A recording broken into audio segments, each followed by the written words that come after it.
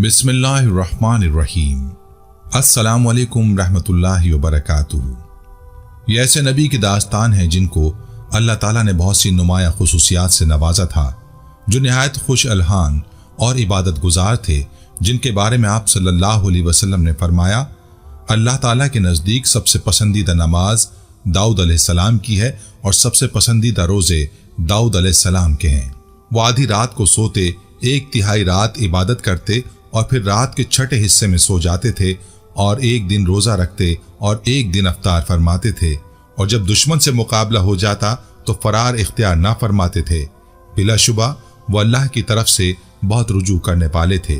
बहादुरी और शुजाअत उनकी जिंदगी का नुमाया पहलू था, और फिक्र व तदब्बुर जैसी खूबियों के मालिक इस पैगंबर को हर कदम पर कामयाबी और फतह मिलती थी।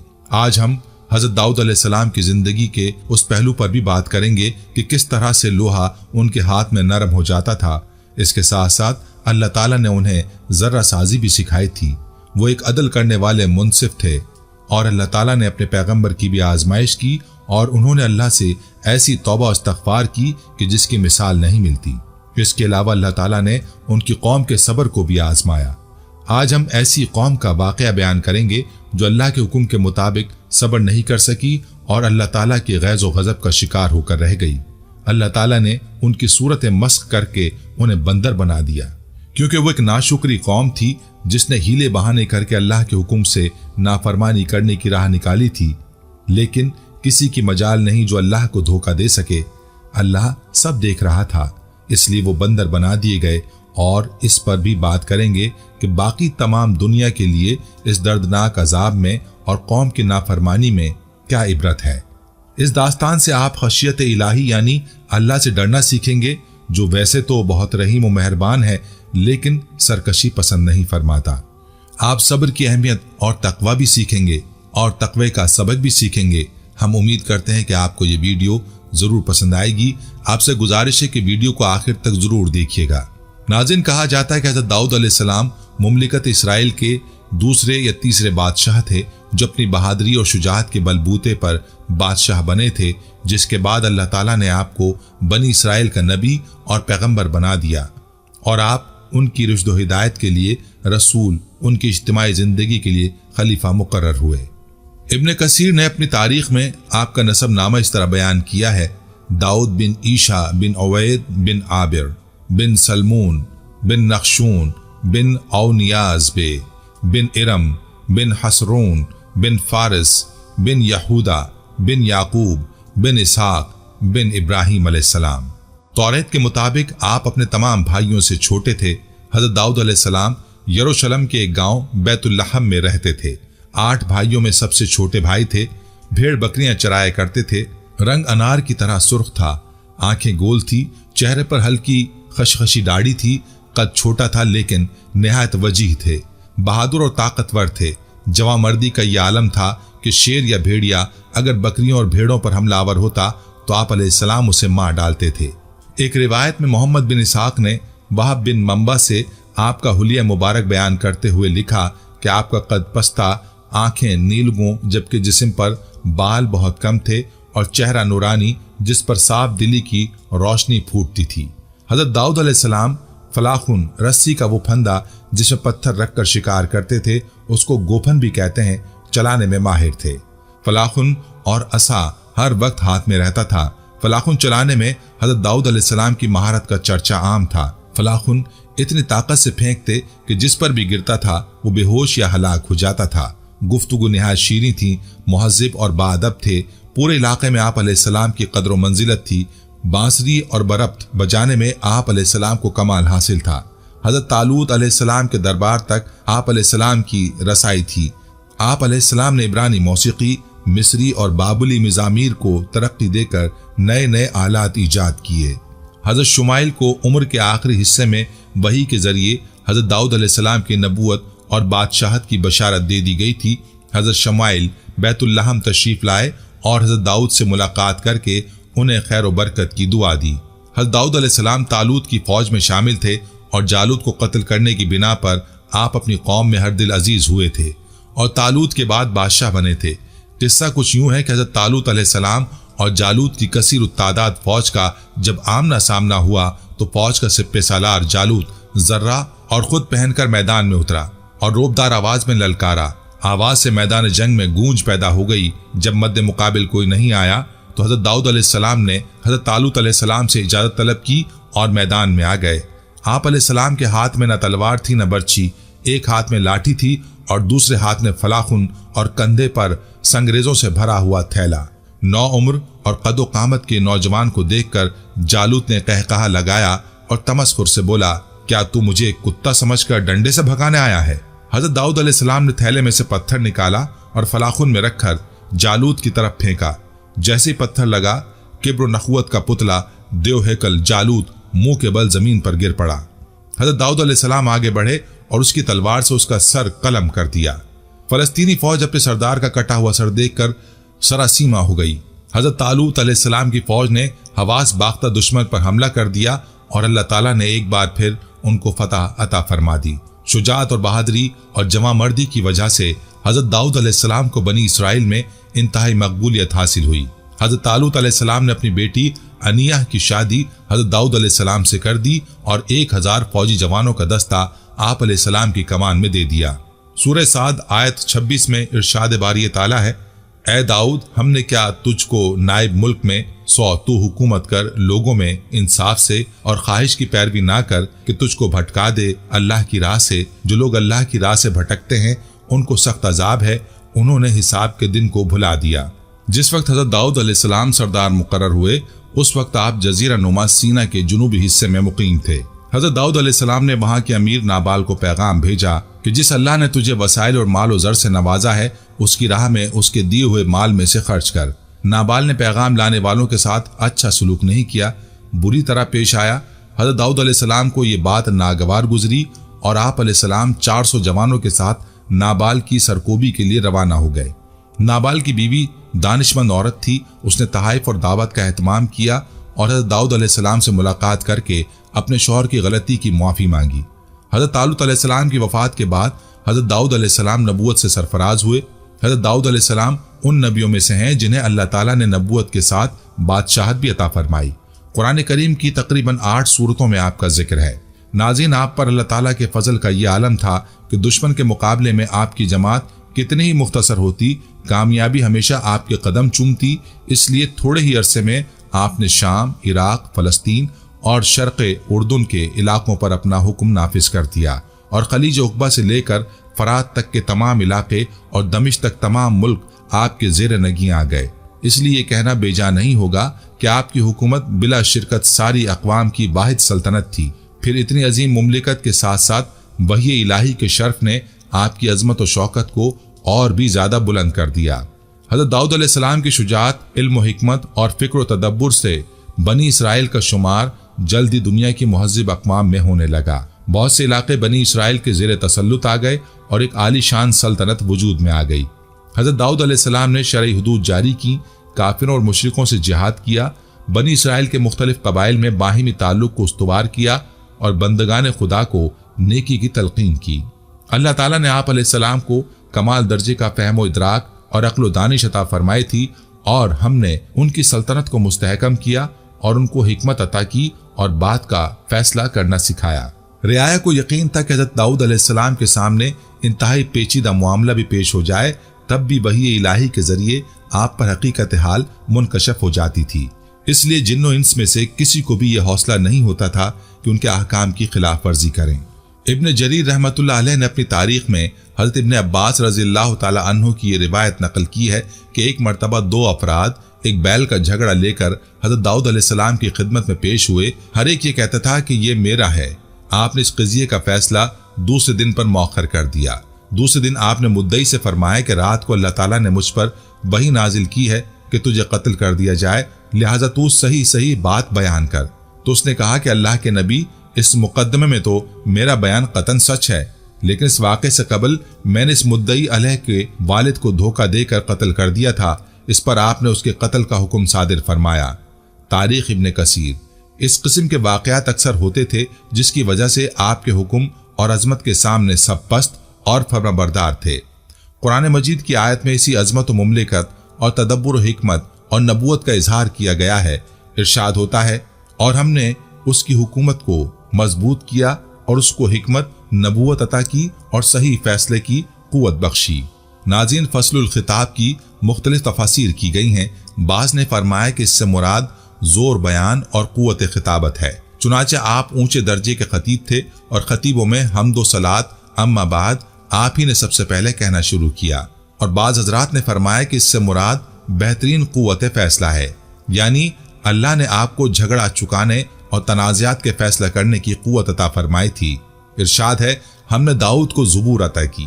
اللہ تعالیٰ نے آپ کو بنی اسرائیل کی رشد و ہدایت کے لیے کتاب زبور عطا کی، چنانچہ آپ نے شریعت موسوی کو اثر نو زندہ کیا، اسرائیلیوں کو راہ ہدایت دکھائی۔ زبور خدا کی حمد کے نغموں سے معمور تھی اور حضرت داؤد علیہ السلام کو خدا تعالیٰ نے ایسا لہجہ اور سحر انگیز لحن عطا فرمایا تھا کہ آپ جب زبور کی تلاوت فرماتے تو جن و انس حتیٰ کہ پرندے تک وجد میں آ جاتے، اسی لیے لحن داؤدی آج ضرب المثل ہے۔ مسند عبدالرزاق میں ہے کہ نبی اکرم صلی اللہ علیہ وسلم نے جب ابو موسیٰ اشعری رضی اللہ تعالی عنہ کے حسن صورت کو سنتے تو فرماتے کہ ابو موسیٰ کو اللہ تعالیٰ نے لحن داؤدی عطا فرمایا ہے، اسی لیے اللہ تعالیٰ نے اس کو اس طرح فرمایا۔ اور ہم نے داؤد کو اپنی جانب سے برتری عطا کی تھی، ہم نے پہاڑوں کو حکم دیا کہ اے پہاڑوں داؤد کے ساتھ تسبیح میں موافقت پیدا کرو، اور پرندوں کو بھی یہی حکم دیا۔ اس سے مراد وہ صفات ہیں جو دوسروں سے زائد آپ کو عطا کی گئیں۔ اللہ تعالیٰ نے ہر نبی اور پیغمبر کو بعض امتیازی صفات عطا کی ہیں جو ان کی مخصوص فضیلت سمجھی جاتی ہے۔ آپ کو نبوت و رسالت کے ساتھ ساتھ پوری دنیا کی سلطنت و حکومت بھی عطا فرمائی اور ایسی خوش آواز دی کہ جب ذکر اللہ کرتے اور زبور کی تلاوت میں مشغول ہوتے تو پرندے ہوا میں اڑتے ہوئے سننے کو جمع ہو جاتے، اور اللہ نے پہاڑوں کو حکم دیا کہ جب داؤد اللہ تعالیٰ کا ذکر کریں تو تم بھی وہ کلمات پڑھ کر لوٹاؤ۔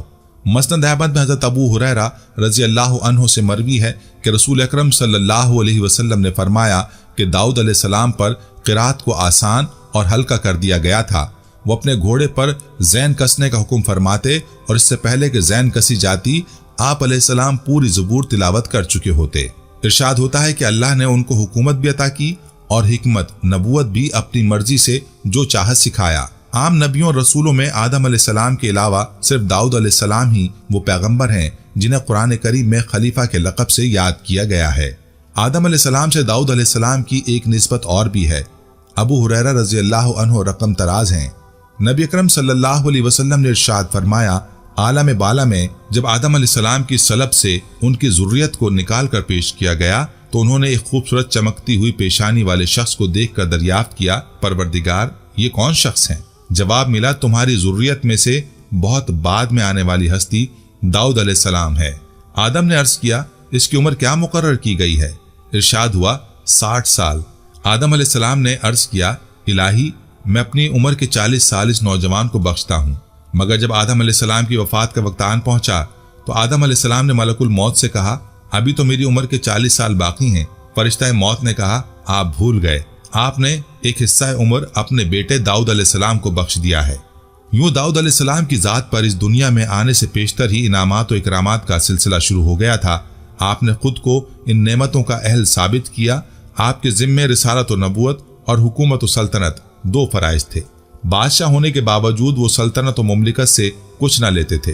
وہ اپنا اور اپنے اہل و عیال کا بار بیت المال پر نہ ڈالتے تھے، بلکہ لوہے کی ذرہ بناتے تھے جو جنگ میں لباس کے اوپر پہنی جاتی ہے تاکہ دشمن کے وار سے بچا جا سکے۔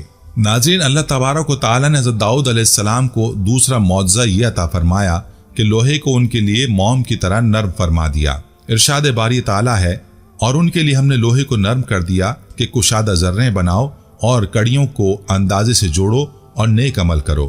حضرت حسن بصری رحمۃ اللہ علیہ، قتادہ رحمۃ اللہ علیہ اور عامش رحمۃ اللہ علیہ فرماتے ہیں کہ اللہ نے ان کے لیے لوہے کو نرم کر دیا، حتیٰ کہ بغیر آگ و بھٹی کے اپنے ہاتھ کے ساتھ اسے ہر طرح سے موڑ لیا کرتے تھے۔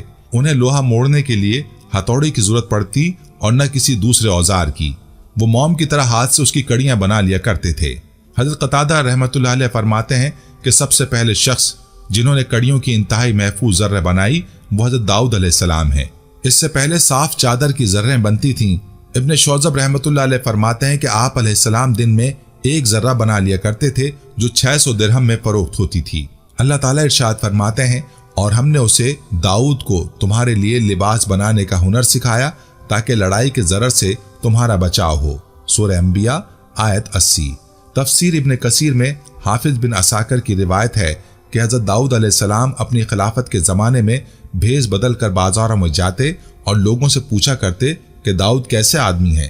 چونکہ سلطنت میں عدل و انصاف عام تھا اور لوگ آرام و عیش سے رہتے تھے، کسی کو حکومت سے شکایت نہ تھی، اس لیے آپ علیہ السلام جس سے بھی سوال کرتے وہ حضرت داؤد علیہ السلام کی تعریف ہی کرتا۔ اللہ تعالیٰ نے آپ علیہ السلام کی تعلیم کے لیے ایک فرشتے کو انسانی شکل میں بھیجا تو آپ علیہ السلام نے حسب عادت اس سے بھی وہی سوال کیا۔ فرشتے نے جواب دیا، داؤد بہت اچھے آدمی ہیں، وہ اپنے نفس اور اپنی رعیت کے لیے بھی بہتر ہیں، مگر ان میں ایک عادت ایسی ہے کہ وہ نہ ہوتی تو کامل انسان ہوتے۔ داؤد علیہ السلام نے پوچھا، وہ کیا عادت ہے؟ فرشتے نے کہا، وہ اپنے اور اپنے اہل و عیال کے خرچ کے لیے بیت المال سے لیتے ہیں۔ یہ بات سن کر داؤد علیہ السلام نے دعا فرمائی، اے اللہ مجھے کوئی ایسا کام سکھا دے جو میں اپنے ہاتھ سے کروں اور اس کی اجرت سے اہل و عیال کے اخراجات پورے کر سکوں، عوام کی خدمت اور سلطنت کے تمام کام بلا معاوضہ کروں۔ ان کی دعا قبول ہوئی اور انہیں ذرہ بنانے کا ہنر سکھا دیا گیا۔ وہ لوہے کو جس قدر کھینچتے اور جدھر موڑتے لوہا موم کی طرح ادھر ہی مڑ جاتا، اور ہم نے اس کے لیے لوہے کو نرم کر دیا کہ اے داؤد پوری ذرہیں بنا اور جال بننے میں کڑیوں کا صحیح اندازہ رکھ، اور تم سب نیک کام کرتے رہو، بے شک تم جو کام کرتے ہو میں وہ سب دیکھ رہا ہوں۔ دوستو، خدا کا ایسا فضل آپ پر ہوا کہ آپ کے لیے لوہا بالکل نرم کر دیا گیا، نہ انہیں لوہے کی بھٹی میں ڈال کر گرم کرنے کی ضرورت تھی اور نہ ہی ہتھوڑے مارنے کی حاجت۔ لوہا ہاتھ میں آتے ہی ایسا ہو جاتا جیسے دھاگا۔ اب لوہے سے بفرمان خداوندی آپ ذرہیں بناتے تھے، بلکہ یہ بھی کہا گیا کہ دنیا میں سب سے پہلے ذرہ آپ ہی نے ایجاد کی ہے۔ دن میں صرف ایک ذرہ بناتے ہیں جو 6000 میں بک جاتی، 2000 گھر بار کے خرچ کے لیے رکھ دیتے اور باقی 4000 لوگوں کے کھلانے پلانے میں صرف کر دیتے۔ ذرہ بنانے کی ترکیب داؤد کو خود خدا نے سکھائی، جیسا کہ ارشاد ہے، اور ہم نے داؤد کو ذرہ بنانا سکھایا تاکہ وہ تم کو تمہاری لڑائی میں محفوظ رکھے۔ پرانے زمانے کی لڑائی میں یہ ذرہ بڑے بچاؤ کا کام دیتی تھی۔ یہ قسم کا کرتا ہوتا تھا جو لوہے کی تاروں سے بنا جاتا تھا۔ حضرت داؤد علیہ السلام کے ہاتھ میں چونکہ لوہا نرم ہو جاتا تھا، اس لیے آپ بغیر کسی تکلیف کے یہ کام کرتے تھے۔ اس سے ثابت ہوا کہ اشیاء ضرورت کی ایجاد، صنعت و حرفت ایک ایسی چیز ہے کہ حق تعالیٰ نے خود اس کی تعلیم دینے کا اہتمام فرمایا ہے اور اپنے عظیم الشان پیغمبروں کو سکھایا۔ حضرت داؤد علیہ السلام کو ذرہ سازی کی صنعت سکھانا اس آیت سے ثابت ہے۔ حضرت نوح علیہ السلام کو کشتی بنانا اس طرح سکھائی گئی کہ حکم دیا گیا کہ ہمارے سامنے کشتی بناؤ۔ اسی طرح دوسرے انبیاء علیہ السلام کو بھی مختلف صنعتیں سکھانا بعض روایات سے ثابت ہے۔ طب نبوی کے نام سے کتاب امام حدیث حافظ شمس الدین ذہبی رحمۃ اللہ علیہ کی طرف سے نسبت کے ساتھ چھپی ہے۔ اس میں ایک روایت بھی منقول ہے کہ انسانی زندگی کے لیے جتنی اہم اور ضروری صنعتیں ہیں، مثلا مکان بنانا، کپڑا بنانا، درخت بونا اور کھانے کی چیزیں تیار کرنا، نقل و حرکت کے لیے پہیوں کی گاڑی بنا کر چلانا وغیرہ، یہ سب صنعتیں اللہ تعالیٰ نے وحی کر کے انبیاء علیہ السلام کو سکھلائیں۔ حضور صلی اللہ علیہ وسلم نے ارشاد فرمایا، جو صنعتکار اپنی صنعت میں نیک نیتی یعنی خدمت خلق کا جذبہ رکھے، اس کی مثال موسیٰ کی ہو جاتی ہے کہ انہوں نے اپنے ہی بچے کو دودھ پلایا اور معاوضہ فرعون کی طرف سے مفت میں ملا۔ حضرت داؤد علیہ السلام کے سامنے ایک مقدمہ پیش ہوا جس کا آپ نے فیصلہ کیا، اور داؤد اور سلیمان کے اس واقعے کا بھی تذکرہ کیجیے جب وہ دونوں کسی کھیتی کے جھگڑے کو کہ اس کھیتی میں کچھ لوگوں کی بکریاں رات کے وقت گھس گئی تھیں فیصلہ کرنے لگے، اور ہم اس فیصلے کو جو لوگوں کے متعلق ہوا تھا دیکھ رہے تھے۔ ناظرین، واقعہ کچھ یوں ہے کہ ایلیا نامی ایک باغبان تھا، اس کے باغ میں یوحنا چرواہے کی بکریاں بے خبری کی وجہ سے گھس آئیں اور باغ کو خراب کر گئیں۔ یہ مقدمہ حضرت داؤد علیہ السلام کے سامنے پیش ہوا۔ آپ نے باغ والے کے نقصان میں یوحنا کی بکریاں ایلیا کو دلوا دیں۔ چنانچہ نقصان کی قیمت بکریوں کی قیمت کے برابر تھی، اس لیے بطور ضمان بکریاں ایلیا کو دلوا دیں۔ بعض مفسرین نے باغ کے بجائے کھیت کا ذکر کیا ہے۔ عبداللہ بن مسعود فرماتے ہیں کہ یہ کھیتی انگور کی طرح تھی جس سے خوشے لٹک رہے تھے۔ ابن عباس رضی اللہ عنہ فرماتے تھے کہ حضرت داؤد علیہ السلام کا یہ فیصلہ سن کر بکریوں والے اپنی بکریاں دے کر صرف کتوں کو ساتھ لے کر واپس جا رہے تھے کہ حضرت سلیمان علیہ السلام نے ان سے پوچھا کہ تمہارا فیصلہ کیا ہوا؟ انہوں نے خبر دی تو آپ نے فرمایا کہ میں اگر اس جگہ ہوتا تو اسی طرح فیصلہ کرتا۔ جب اس کی اطلاع حضرت داؤد علیہ السلام کو ملی تو انہوں نے حضرت سلیمان علیہ السلام کو بلا کر پوچھا اگر یہ معاملہ تمہارے سپرد کیا جاتا تو تم اس میں کیا فیصلہ کرتے؟ حضرت سلیمان علیہ السلام نے عرض کیا کہ میں باغبان کو بکریاں دلواؤں کہ وہ ان بکریوں کے دودھ سے فائدہ اٹھائے اور ان سے بچے حاصل کرے، اور یوحنا کو حکم دوں کہ وہ باغ کی آبیاری کرے۔ جب باغ اپنی اصلی حالت پر آ جائے تو وہ باغ یا کھیت اصل مالک کو لوٹا کر اپنی بکریاں اس سے حاصل کر لے۔ اس پر داؤد علیہ السلام نے حضرت سلیمان علیہ السلام کا فیصلہ نافذ کر دیا۔ حضرت داؤد نے ایک شرعی فیصلہ کیا تھا اور حضرت سلیمان نے صلح کا طریقہ اختیار کیا۔ اس پر اللہ تعالیٰ نے ارشاد فرمایا، پھر ہم نے فیصلہ کیا کہ آسان شکل سلیمان کو سمجھا دی اور دونوں ہی کو فیصلے کی صلاحیت اور علم عطا کیا تھا۔ مسند احمد میں حضور اکرم صلی اللہ علیہ وسلم فرماتے ہیں کہ 2 عورتیں تھیں جن کے ساتھ ان کے 2 بچے بھی تھے۔ بھیڑی آ کر ایک بچے کو اٹھا کر لے گیا۔ ایک بچہ جو رہ گیا تھا اس پر دونوں عورتیں آپس میں جھگڑنے لگیں کہ یہ میرا بچہ ہے۔ جب یہ مقدمہ حضرت داؤد علیہ السلام کے سامنے پیش ہوا، آپ نے بڑی عورت کے حق میں فیصلہ دیا کہ یہ بچہ تیرا ہے۔ جب یہ یہاں سے نکلی تو راستے میں حضرت سلیمان علیہ السلام تھے۔ انہوں نے دونوں کو بلا کر فرمایا کہ چھری لاؤ، میں اس بچے کو کاٹ کر آدھا آدھا ان دونوں کو دے دیتا ہوں۔ اس پر بڑی تو خاموش ہو گئی، مگر چھوٹی نے بابیلا شروع کر دیا، خدا آپ پر رحم کرے، آپ ایسا نہ کیجئے، بلکہ یہ لڑکا اسی کا ہے، اسی کو دے دیجئے۔ حضرت سلیمان علیہ السلام اس معاملے کو سمجھ گئے اور بچہ چھوٹی عورت کو دلا دیا۔ یہ حدیث بخاری اور مسلم شریف میں بھی ہے۔ ایسا ہی ایک واقعہ ابن کثیر نے ابن عساکر کے حوالے سے نقل کیا کہ ایک خوبصورت عورت سے ایک رئیس نے ملنا چاہا لیکن عورت نہ مانی۔ اسی طرح 3 اور شخصوں نے بھی اس سے برائی کا ارادہ کیا لیکن وہ باز رہی۔ اس پر وہ رئیس بگڑ گئے اور آپس میں اتفاق کر کے حضرت داؤد علیہ السلام کی عدالت میں جا کر سب نے گواہی دی کہ یہ عورت اپنے کتے سے ایسا کام کرواتی ہے۔ چاروں کے متفقہ بیان پر حکم ہوا کہ اسے رجم کیا جائے۔ اسی شام حضرت سلیمان اپنے ہم عمر لڑکوں کے ساتھ بیٹھ کر حاکم بنے اور 4 لڑکی ان لوگوں کی طرح آپ کے پاس اس مقدمے کو لائے اور عورت کی نسبت یہی کہا۔ آپ نے حکم دیا کہ ان 4 کو الگ الگ کر دو۔ پھر ایک کو اپنے پاس بلایا، اس سے کتے کا رنگ پوچھا تو اس نے کہا کہ سیاہ تھا۔ دوسرے کو اپنے پاس بلایا اور اس سے بھی یہی پوچھا، اس نے کہا سرخ رنگ کا تھا۔ تیسرے نے کہا کہ خاکی رنگ کا تھا۔ چوتھے نے کہا اس کا رنگ سفید تھا۔ آپ نے اسی وقت فیصلہ دے دیا کہ نری تہمت ہے، ان 4 کو قتل کر دیا جائے۔ حضرت داؤد علیہ السلام کے سامنے بھی یہی واقعہ بیان کیا گیا۔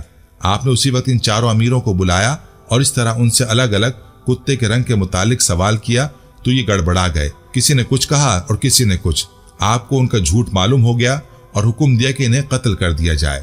ناظرین، اللہ تعالیٰ نے حضرت داؤد علیہ السلام کی آزمائش بھی فرمائی۔ قرآن پاک میں حضرت داؤد علیہ السلام کی آزمائش کا واقعہ اس طرح سے درج ہوا ہے، اور کیا تمہیں اس دعوے والوں کی بھی خبر آئی جب وہ دیوار کود کر داؤد کی مسجد میں آئے؟ جب وہ داؤد پر داخل ہوئے تو وہ ان سے گھبرا گیا۔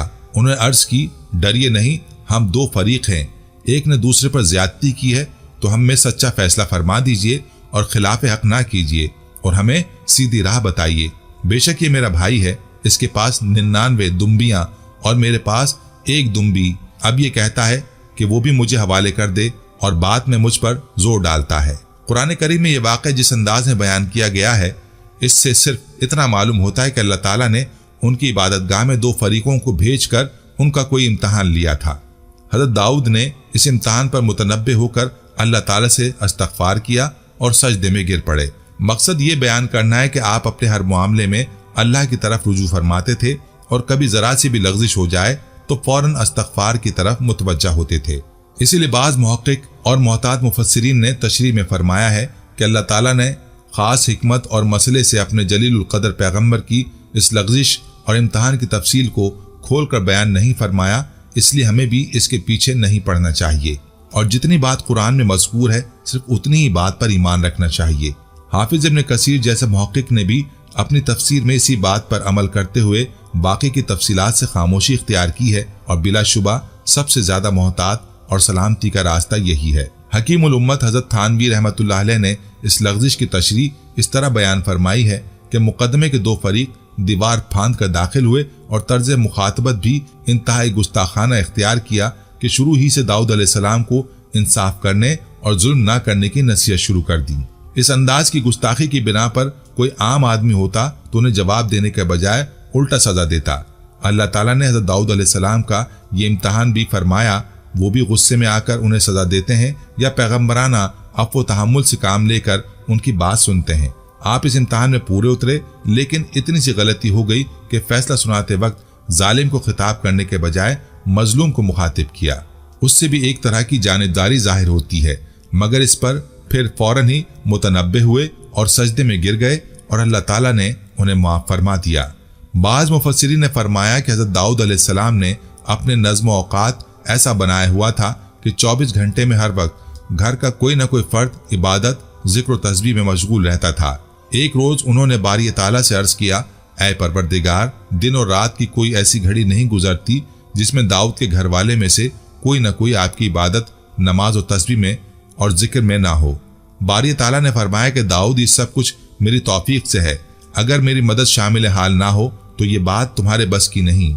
एक दिन मैं तुम्हें तुम्हारे हाल पर छोड़ दूंगा। इसके बाद ये वाक़या पेश आया कि आपकी इबादत में मशगूल होने का वक्त था। उस नागहानी किस्से से उनकी औकात का नज़म तब्दील हो गया। हज़रत दाऊद झगड़ा चुकाने में मशगूल हो गए और जिक्र इलाही में मसरूफ न थे।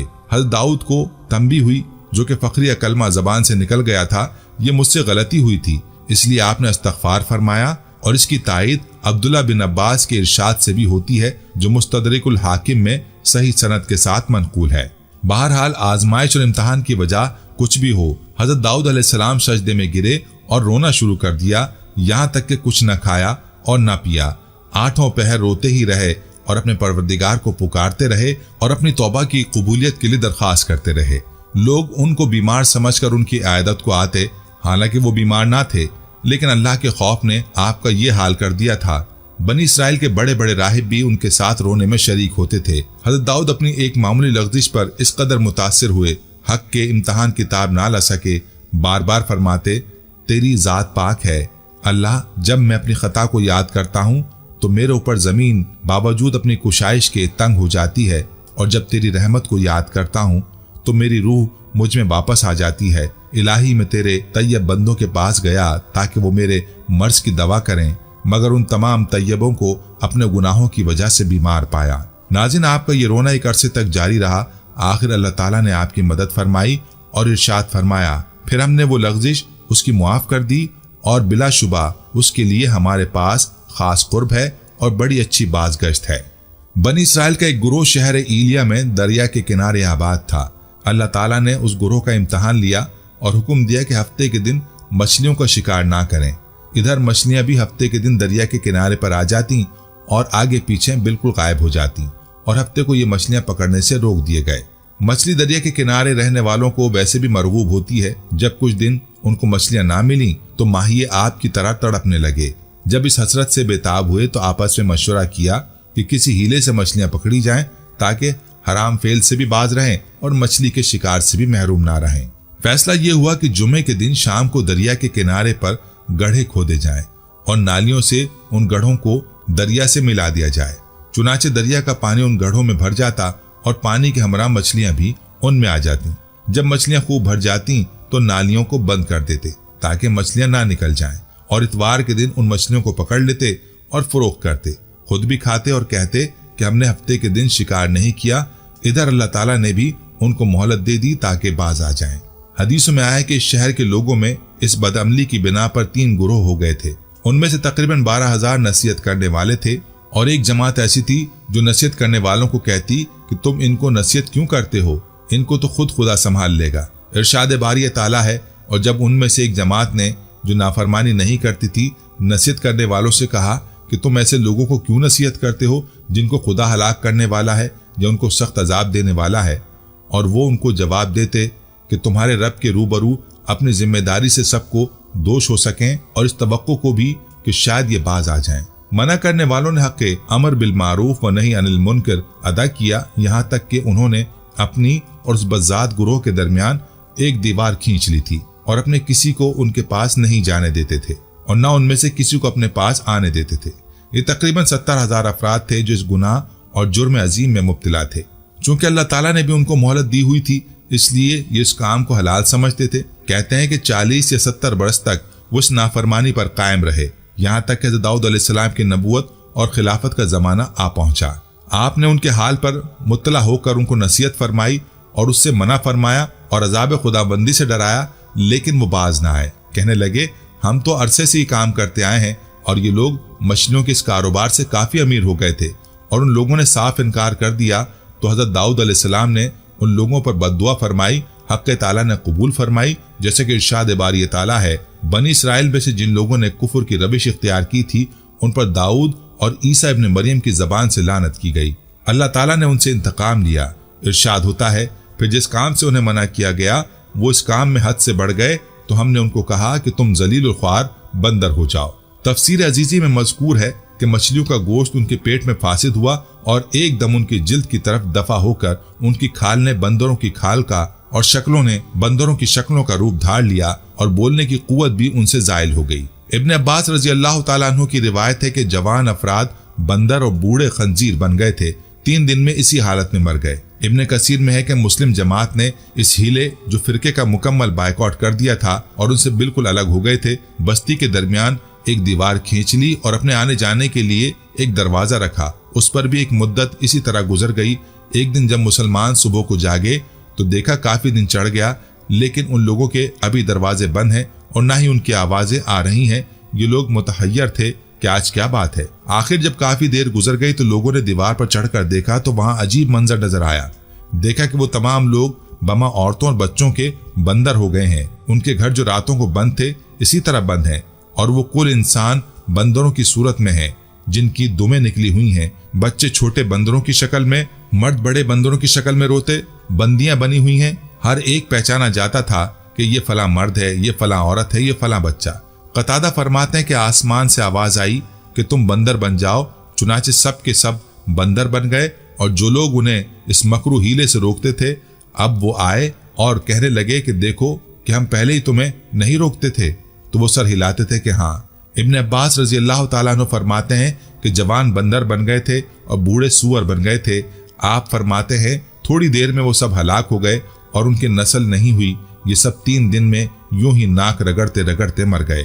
حضرت عبداللہ بن عباس اور ابن جریر اور ابن ابی حاتم سے صحیح روایت ہے کہ کوئی بھی مسخ شدہ قوم 3 دن سے زیادہ زندہ نہ رہی، نہ اس نے کچھ کھایا نہ اس نے پیا، اور ان کی نہ نسل بچی۔ یہ بندر جو اب ہیں اور اس وقت تھے، یہ تو جانور ہیں جو اسی طرح پیدا کیے گئے۔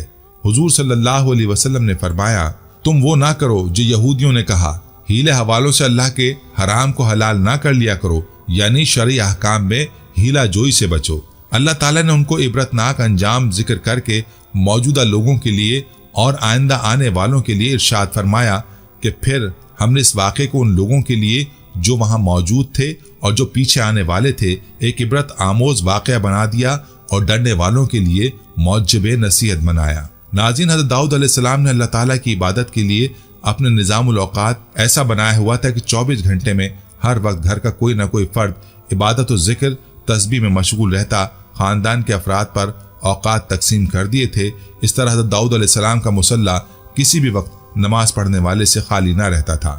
جب اللہ تعالیٰ نے داؤد علیہ السلام پر اپنی بے بہا نعمتوں کا ذکر کر کے شکر کرنے کا حکم دیا، اے آل داؤد شکر کا عمل کرو اور میرے بندوں میں شکر کرنے والے بہت کم ہیں۔ حضرت عطا بن یسار رضی اللہ تعالیٰ عنہ سے روایت ہے، جب یہ آیت نازل ہوئی تو حضور صلی اللہ علیہ وسلم منبر پر تشریف لائے اور یہ آیت تلاوت فرمائی، پھر ارشاد فرمایا کہ 3 کام ایسے ہیں جو شخص ان کو پورا کر لے تو جو فضیلت آل داؤد کو عطا کی گئی تھی اس کو بھی مل جائے گی۔ صحابہ کرام نے عرض کیا، وہ 3 کام کیا ہیں؟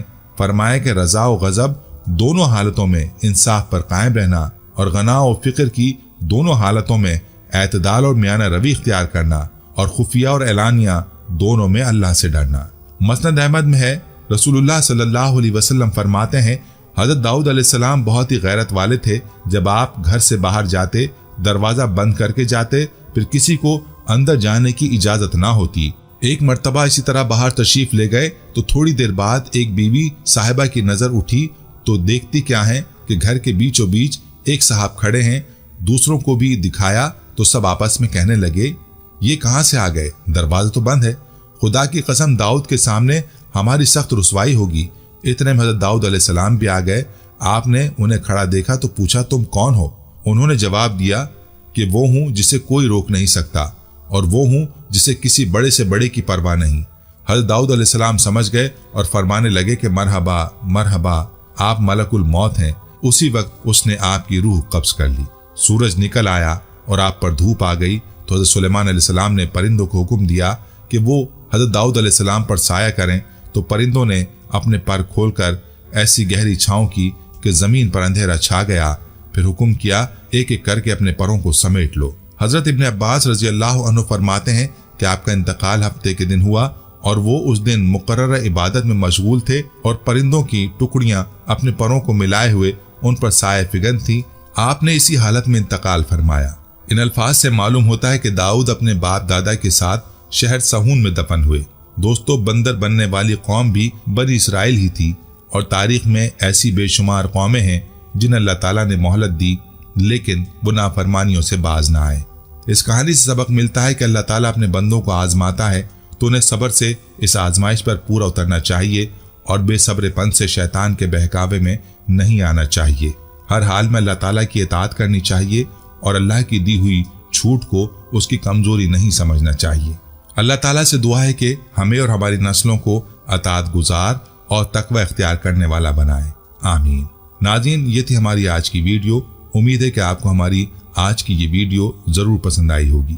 अगर वीडियो पसंद आई है तो इसको लाइक करें, अपने प्यारों और दोस्तों के साथ जरूर शेयर करें। कमेंट्स में आप हमें बताएं कि आप और किन मौज़ूआत पर वीडियो देखना चाहते हैं। इसके साथ साथ आप कमेंट्स में हमसे सवालात भी पूछ सकते हैं, लेकिन ये सब करने से पहले हमारे चैनल को सब्सक्राइब कर लें और बेल के बटन को भी प्रेस कर लें ताकि हमारी आने वाली मजीद मालूमाती वीडियोस का नोटिफिकेशन आपको बर वक्त मिल सके और आप इल्म के इस खजाने से मुस्तफीद हो सके। अब मुलाकात होगी आने वाली वीडियो में, तब तक के लिए खुदा आपका हामी व नासिर हो। फी अमानिल्लाह। आखिर में प्यारे दोस्तों, हमने हर वीडियो के इख्तिताम पर एक दुआ का सिलसिला शुरू किया हुआ है। जो भी इस दुआ में शामिल होगा, मेरा ये दावा है कि अल्लाह करीम उसकी तकदीर को बदल देगा। पहले मेरे तमाम साथी, माएँ, बहनें सब मिलकर मेरे साथ दुरूद शरीफ पढ़ लें और कसरत के साथ कमेंट्स में आमीन लिखें। अल्लाह इस आमीन को लिखने की बरकत से आपकी और मेरी तकदीर बदल देगा। दुरूद इब्राहिमी पढ़ लें। अल्लाहुम्मा सल्ली अला मुहम्मदिन व अला आलि मुहम्मदिन कमा सल्लैता अला इब्राहीमा व अला आलि इब्राहीमा इन्नका हमीदुम मजीद। अल्लाहुम्मा बारिक अला मुहम्मदिन व अला आलि मुहम्मदिन कमा बारकता अला इब्राहीमा व अला आलि इब्राहीमा इन्नका हमीदुम मजीद। ऐ अल्लाह, हम तेरे गुनाहगार बंदे, हम तेरे खताकार बंदे, हम तेरे आजिज बंदे तेरी पाकी बयान करते हैं और तेरे आगे दुआ के लिए हाथ फैलाते हैं। हमारी खताओं को मुआफ फरमा, हमारे गुनाहों को मुआफ फरमा। ऐ अल्लाह, हम अपने अगले पिछले सगीरा कबीरा, छोटे बड़े सभी गुनाहों, खताओं और नाफरमानियों की तुझसे मुआफी मांगते हैं। ऐ अल्लाह, ऐ रब्बुल इज़्ज़त, हम अपने गुनाहों से तौबा करते हैं, हमारी तौबा कबूल कर ले। ऐ पाक परवरदिगार, हम सबको सच्चा और पक्का मुसलमान बना दे, हम सबको इस्लाम पर इस्तकामत नसीब फरमा दे, हमें कामिल और पुख्ता ईमान वाला बना। ऐ पाक परवरदिगार, तमाम मुसलमानों को ख्वाब गफलत से बेदार कर दे। ऐ अल्लाह, हमारे दीन इस्लाम की हिफाजत फरमा, मुसलमानों को दीन और दुनिया में इज्जत अता फरमा। ऐ अर्शे मौला के मालिक, ऐ हिकमत वाले, ऐ कायनात के रब, हमारे दिलों को गुमराह होने से बचा, जिस तरह से पहली कौमें गुमराह हुई हैं और जिस तरह से पहली कौमों ने अपने अंबिया की नाफरमानी की है। ऐ अल्लाह, तू हमें ऐसी नाफरमानी से बचा। ऐ अल्लाह, तू हमें उन अजाबों से बचा जो तूने पिछली कौमों पर नाजिल किए हैं। ऐ अल्लाह, तू हमें उन तमाम गुनाहों से बचा जिन गुनाहों में पिछली कौमें मुब्तला हुई हैं। ऐ मौलाए करीम, तू हमारी हिफाजत फरमा हर उस फेल से जो तेरी नाराजगी और तेरे गजब का सबब बना। ऐ अल्लाह, हमारी जिंदगी को अपनी चाहत के मुताबिक ढाल दे, हमें सिर्फ और सिर्फ नेकी की तौफीक अता फरमा। हम नेकी की बातों को सुनने वाले बन जाएं और उन पर अमल करने वाले बन जाएं और नेकी की बातों को फैलाने की हमें तौफीक अता फरमा। ऐ अल्लाह, ये दौर फितने का दौर है, उम्मत के अंदर हर तरह के गुनाह पाए जाते हैं, तो हमारे हाल पर रहम फरमा اور ہمیں گناہوں سے بچنے کی توفیق عطا فرما۔ اے اللہ تو کریم ہے، تو رحیم ہے، تو رحمان ہے، تو غفور الرحیم ہے، تو ہمارے گزشتہ گناہوں کو معاف فرما دے اور آئندہ کے لیے ہمیں گناہوں سے بچنے کی توفیق عطا فرما۔ اے اللہ ہمارے تن من، ہمارے دل کو، دماغ کو، روح کو، جسم کو پاکیزہ بنا دے۔ ہمارے دلوں پر لگے زنگ کو، ہمارے دلوں پر جمی گندگی اور میل کو اپنی رحمت سے دھو ڈال۔ اے اللہ ہمیں اپنے عذاب اور رسوائی سے بچا۔ اے پاک پروردگار تمام مسلمانوں کی افلاس، سستی اور غفلت سے حفاظت فرما۔ یا اللہ اسلام کا بول بالا فرما، اسلام کا جھنڈا بلند فرما۔ اے اللہ کل امت محمدیہ کو حشر کی رسوائی سے پناہ عنایت فرما۔ اے اللہ ہم سے راضی ہو جا، ہمیں شیطان اور نفس کے شر سے بچا۔ اے پاک پروردگار ہمارے قدموں کو صراط مستقیم پر قائم رہنے والا بنا دے، ہم پر اپنی خاص رحمت نازل فرما اور اپنے قہر و غضب سے بچا لے۔ اے اللہ ہمیں ان لوگوں کی صحبت عطا فرما جو کہ تیرے پسندیدہ بندے ہوں، اور ہمیں تجھ سے قریب کر دیں، جو تیری یاد دلاتے رہیں اور ہمارے ایمان میں اضافے کا سبب بنے، اور ہماری نیکی کے سفر کی منزل جنت ہو اور تیری رضا کا حصول ہو۔ اے اللہ ہمیں وہ طاقت نہ دے جس سے ہم دوسروں کو کمزور کر دیں، ہمیں وہ دولت نہ دے جس کی خاطر ہم دوسروں کو غریب سمجھیں، ہمیں وہ علم نہ دے جسے ہم اپنے سینے میں چھپا کر رکھیں، ہمیں وہ بلندی نہ دے کہ ہمیں پستی میں کچھ نظر نہ آئے، ہمیں وہ سب کچھ دے جو ہم دوسروں میں بانٹ سکیں اور سب کے برابر ہو جائیں۔ اے پاک پروردگار کوئی کام آسان نہیں مگر تو جسے آسان کر دے، اور جب تو چاہتا ہے مشکل کو آسان کر دیتا ہے۔ یا اللہ جتنے بھی مسلمان بہن بھائی مشکل میں ہیں ان کی مشکلات کو آسان فرما دے۔ یا اللہ ہمیں کبھی بھی کسی بھی حالات میں مشکلوں اور پریشانیوں میں، خوشیوں میں، راحتوں میں کبھی بھی اکیلا مت چھوڑنا۔ اے پاک پروردگار ہماری کوشش یہی ہے کہ ہم نیکی کی بات کو پھیلائیں تاکہ تمام انسان ان گناہوں سے خود کو بچا سکیں جن گناہوں کی وجہ سے گزشتہ قوموں پر عذاب نازل ہوئے۔ اے مولا کریم نیکی کی ان باتوں کو پھیلانے میں تو ہماری مدد و نصرت فرما اور ہمیں نیکی کی باتوں کو پھیلانے کی توفیق عطا فرما۔ اے اللہ نیکی کی باتوں کو پھیلانے کی ہماری اس کوشش کو قبول فرما اور ہماری اس کاوش کو ہماری نجات کا ذریعہ بنا۔ یا اللہ ہماری ان تمام حاجات کو، ہماری ان تمام دعاؤں کو جو ہمارے لبوں سے ادا ہوئیں یا جو ہمارے دلوں میں ہیں، اپنے حضور شرف قبولیت عطا فرما۔ ہمیں اپنے در سے خالی ہاتھ نہ لوٹانا، ہماری جھولی کو بھر دینا۔ اے تمام جہانوں کے مالک دنیا سے رخصت ہوتے وقت ہماری زبان پر کلمہ طیبہ جاری فرمانا اور قیامت کے دن ہمیں اپنے عرش کے سائے میں جگہ عطا فرمانا۔ آمین آمین آمین یا رب العالمین۔ اے اللہ ہم تیرے گناہگار بندے، ہم تیرے خطا کار بندے، ہم تیرے عاجز بندے تیری پاکی بیان کرتے ہیں اور تیرے آگے دعا کے لیے ہاتھ پھیلاتے ہیں۔ ہماری خطاؤں کو معاف فرما، ہمارے گناہوں کو معاف فرما۔ اے اللہ ہم اپنے اگلے پچھلے صغیرہ کبیرہ، چھوٹے بڑے سبھی گناہوں، خطاؤں اور نافرمانیوں کی تجھ سے معافی مانگتے ہیں۔ اے اللہ، اے رب العزت، ہم اپنے گناہوں سے توبہ کرتے ہیں، ہماری توبہ قبول کر لے۔ اے پاک پروردگار، ہم سب کو سچا اور پکا مسلمان بنا دے، ہم سب کو اسلام پر استقامت نصیب فرما دے، ہمیں کامل اور پختہ ایمان والا بنا۔ اے پاک پروردگار، تمام مسلمانوں کو خواب غفلت سے بیدار کر دے۔ اے اللہ، ہمارے دین اسلام کی حفاظت فرما، مسلمانوں کو دین و دنیا میں عزت عطا فرما۔ اے عرش مولا کے مالک، اے حکمت والے، اے کائنات کے رب، ہمارے دلوں کو گمراہ ہونے سے بچا، جس طرح سے پہلی قومیں گمراہ ہوئی ہیں اور جس طرح سے پہلی قوموں نے اپنے انبیاء کی نافرمانی کی ہے۔ اے اللہ، تو ہمیں ایسی نافرمانی سے بچا۔ اے اللہ، تو ہمیں ان عذابوں سے بچا جو تو نے پچھلی قوموں پر نازل کیے ہیں۔ اے اللہ تو ہمیں ان تمام گناہوں سے بچا جن گناہوں میں پچھلی قومیں مبتلا ہوئی ہیں۔ اے مولا کریم تو ہماری حفاظت فرما ہر اس فعل سے جو تیری ناراضگی اور تیرے غضب کا سبب بنا۔ اے اللہ ہماری زندگی کو اپنی چاہت کے مطابق ڈھال دے، ہمیں صرف اور صرف نیکی کی توفیق عطا فرما، ہم نیکی کی باتوں کو سننے والے بن جائیں اور ان پر عمل کرنے والے بن جائیں، اور نیکی کی باتوں کو پھیلانے کی ہمیں توفیق عطا فرما۔ اے اللہ یہ دور فتنے کا دور ہے، امت کے اندر ہر طرح کے گناہ پائے جاتے ہیں، تو ہمارے حال پر رحم فرما اور ہمیں گناہوں سے بچنے کی توفیق عطا فرما۔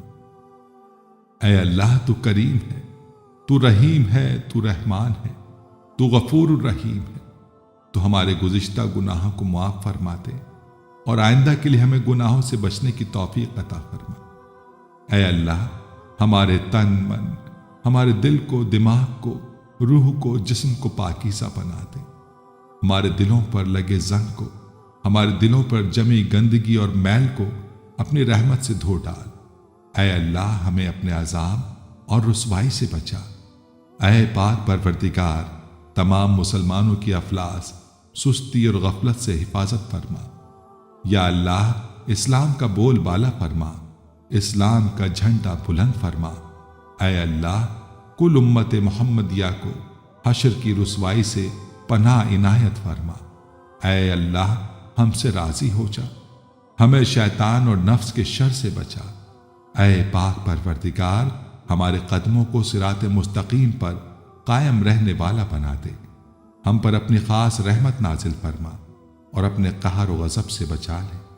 اے اللہ ہمیں ان لوگوں کی صحبت عطا فرما جو کہ تیرے پسندیدہ بندے ہوں، اور ہمیں تجھ سے قریب کر دیں، جو تیری یاد دلاتے رہیں اور ہمارے ایمان میں اضافے کا سبب بنے، اور ہماری نیکی کے سفر کی منزل جنت ہو اور تیری رضا کا حصول ہو۔ اے اللہ ہمیں وہ طاقت نہ دے جس سے ہم دوسروں کو کمزور کر دیں، ہمیں وہ دولت نہ دے جس کی خاطر ہم دوسروں کو غریب سمجھیں، ہمیں وہ علم نہ دے جسے ہم اپنے سینے میں چھپا کر رکھیں، ہمیں وہ بلندی نہ دے کہ ہمیں پستی میں کچھ نظر نہ آئے، ہمیں وہ سب کچھ دے جو ہم دوسروں میں بانٹ سکیں اور سب کے برابر ہو جائیں۔ اے پاک پروردگار کوئی کام آسان نہیں مگر تو جسے آسان کر دے، اور جب تو چاہتا ہے مشکل کو آسان کر دیتا ہے۔ یا اللہ جتنے بھی مسلمان بہن بھائی مشکل میں ہیں ان کی مشکلات کو آسان فرما دے۔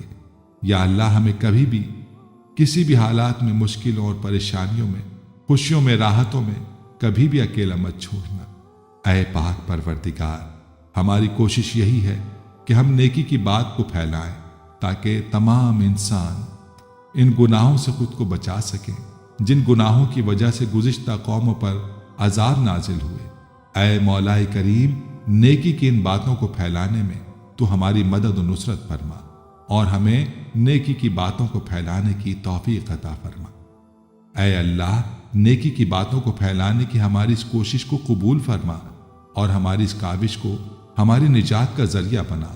یا اللہ ہماری ان تمام حاجات کو، ہماری ان تمام دعاؤں کو جو ہمارے لبوں سے ادا ہوئیں یا جو ہمارے دلوں میں ہیں، اپنے حضور شرف قبولیت عطا فرما۔ ہمیں اپنے در سے خالی ہاتھ نہ لوٹانا، ہماری جھولی کو بھر دینا۔